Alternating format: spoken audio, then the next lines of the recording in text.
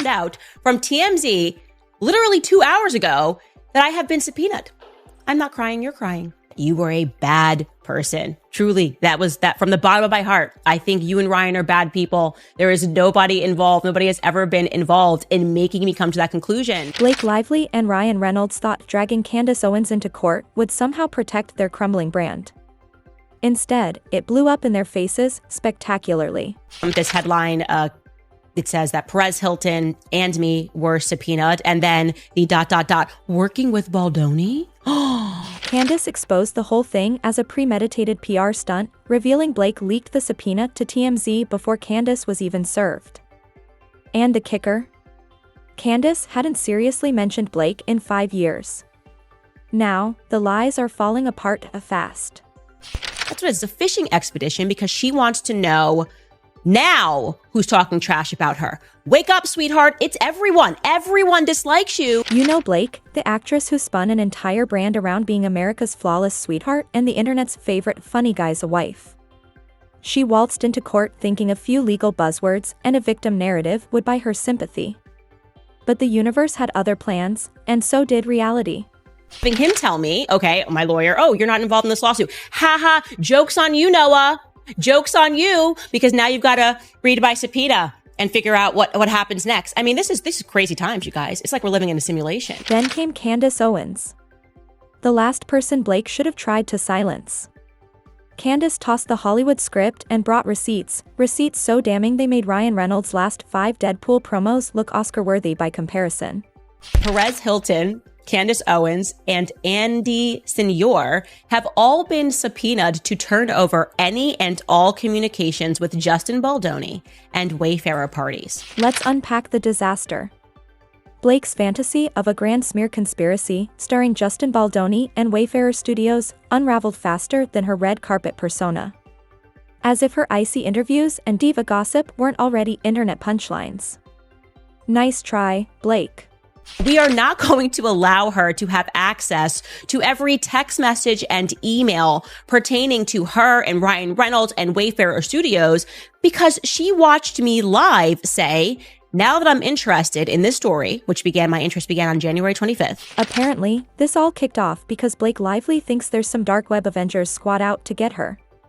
According to her lawsuit, Justin Baldoni, yes, that Baldoni with a $400 million countersuit, is somehow teaming up with every YouTuber, blogger, and Wi-Fi user alive to destroy her reputation. Because in Blake's world, public failure is never her fault. It's always the internet. Or the haters. Or gravity. His order earlier this month, allowing Blake to take discovery in order to uncover the alleged lengths, if any, that Baldoni's side may have gone to in working with notable anti-Blake content creators as part of the alleged smear campaign. But of course, she's not stopping there. Blake's dragging everyone into her meltdown, hiring crisis PR flacks like Melissa Nathan and Jennifer Al, which screams, I'm spiraling. And for the grand finale, she's subpoenaing a random Reddit guy named Jared from Texas. Because obviously, a few downvotes on a fan thread must be part of an organized takedown.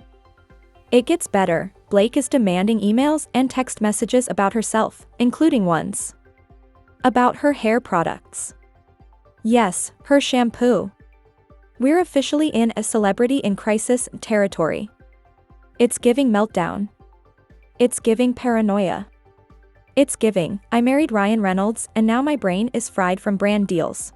Obviously, she knows for a fact that we are not going to allow her to have access to every text message and email pertaining to her and Ryan Reynolds and Wayfarer Studios because she watched me live. Speaking of brand deals, let's talk Ryan Reynolds. The man built an empire out of pretending to be the internet's chill husband, all while quietly working the phones behind the scenes. While he's tweeting about Jin and Deadpool, his PR team's calling TMZ on speed dial, spinning Blake's courtroom chaos like it's just another product launch. It's all so exhausting. Watching Ryan try to salvage this disaster is somehow more painful than his last straight-to-streaming rom-com. But back to Candace Owens, the real MVP of this circus. She revealed the subpoena didn't even come through official channels. Nope. She found out from TMZ. Because nothing says serious legal matter like tipping off a gossip blog before serving the papers. Hilton, Owens, and Senior have all used their sizable digital platforms to discuss case developments, and the trio's commentary has largely hated on Blake's claims while propping up Baldoni's side. At exactly 2:11 p.m. Eastern, Candace Owens' PR team gets an email from TMZ, not the court. They're asking for comment on a subpoena Candace hadn't even seen yet. Imagine finding out you're supposedly being dragged into a legal war not from a judge, but from the same outlet that treats Kardashian baby names like national emergencies. Reaching out to see if Ms. Owens has any comment on being subpoenaed in the Lively Baldoni case. Thank you for your time. Candace's team fired back within 10 minutes, clocking the stunt for what it was, a premeditated PR setup cooked up by Blake's crisis crew.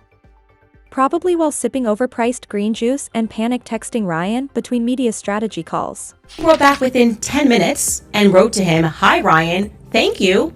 Can you send a copy of the subpoena to us? Candace has not been served. We cannot comment if we have not seen what she will be served." And the punchline? Just 6 minutes later, TMZ publishes the hit piece. Fully framed, falsely accusing, and featuring Candace's face like she's leading some underground war against Blake Lively. Because sure, that's how journalism works: write, edit, fact-check, publish, in less time than it takes Ryan Reynolds to make another dad joke tweet go viral. Totally legit. Has not been served. We cannot comment if we have not seen what she will be served. Like, obviously, somebody gave this, and by somebody, I mean, clearly this is a Leslie Sloan, Blake Lively, Ryan Reynolds PR strategy. I've been telling you for a long time. Candace nailed it. Staged, sloppy, and straight out of a Hollywood PR disaster playbook. TMZ didn't just cover the story, they were part of the script. Proof that when celebrities lose control, they weaponize gossip blogs like legal tools. And sitting smugly in the center of it all? Ryan Reynolds, Twitter's human shrug emoji, pretending he's not the one pulling the levers while selling gin like it's plot armor. I'm sickened by the way that you bully Justin Baldoni. Like, we read it and we feel passionate about this case, and we're teaming up in the way that every parent and mother and woman and child that has been following this just wants to see justice brought to Justin Baldoni. Here's the best part. Blake's grand smear campaign theory crumbles under even the lightest fact check. She claims the internet turned on her in some coordinated attack, but let's be real.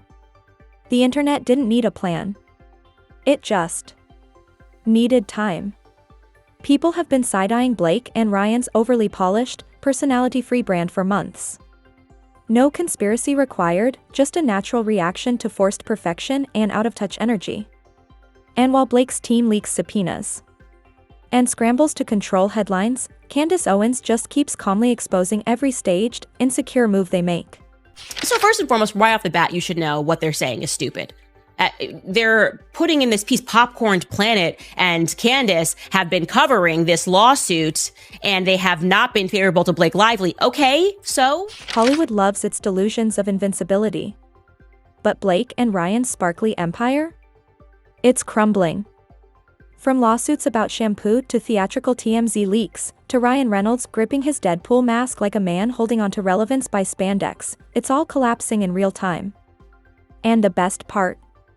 Candace Owens isn't just poking holes in their narrative, she's bulldozing it. Blake's storybook fantasy is falling apart scene by scene, and honestly, watching her unravel is more entertaining than Ryan's entire midlife crisis. Marketing tour. The moment Candace subpoenaed herself on air, that's when Blake's little PR fantasy officially combusted. Oh, I've received my subpoena from Blake Lively today. I'll tell you what is in it, because in my opinion, she's kind of admitting that she cannot prove that there was a smear campaign. Candace Owens literally aired her own receipts, on camera, in front of millions. That's how confident she is that Blake's lawsuit is nonsense.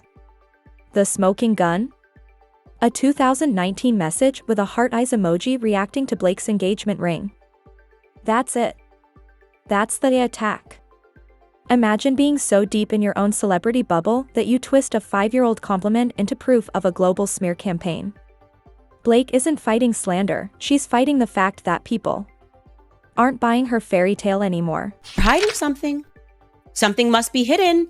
because they still believe that the public is still stupid to comprehend what's happening here. This is effectively a PR strategy. Of course, we are going to say, we're not giving up all the people that gave us information. She knows that I have a source. Here's the kicker. Between 2019 and August 2024, Candace Owens didn't say a single word about Blake Lively.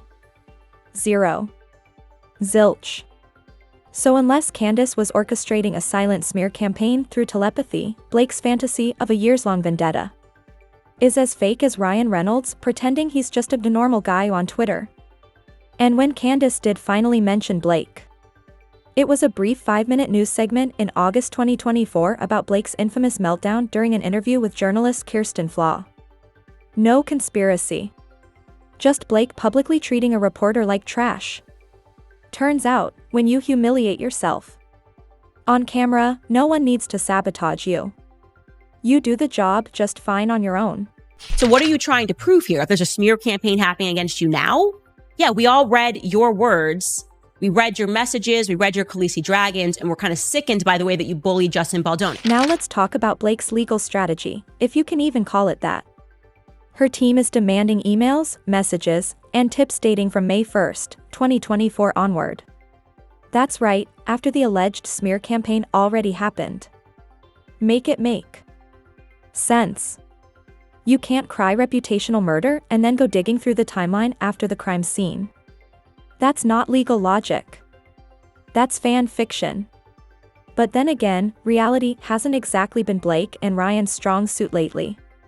Especially when Ryan's PR strategies involve press releases that sound like rejected Deadpool monologues. Abide by your subpoena as it pertains to any time before you filed your lawsuit, but you are not getting access to 10,000 emails for your fishing expedition so you can find out who leaked to me about Scott Swift. That's ridiculous. Candace immediately called it what it is, a fishing expedition, plain and desperate. This isn't about truth or justice, it's intimidation, wrapped in legalese. Blake's team wants access to over 10,000 emails, including anonymous tips from everyday people who saw through the Hollywood illusion.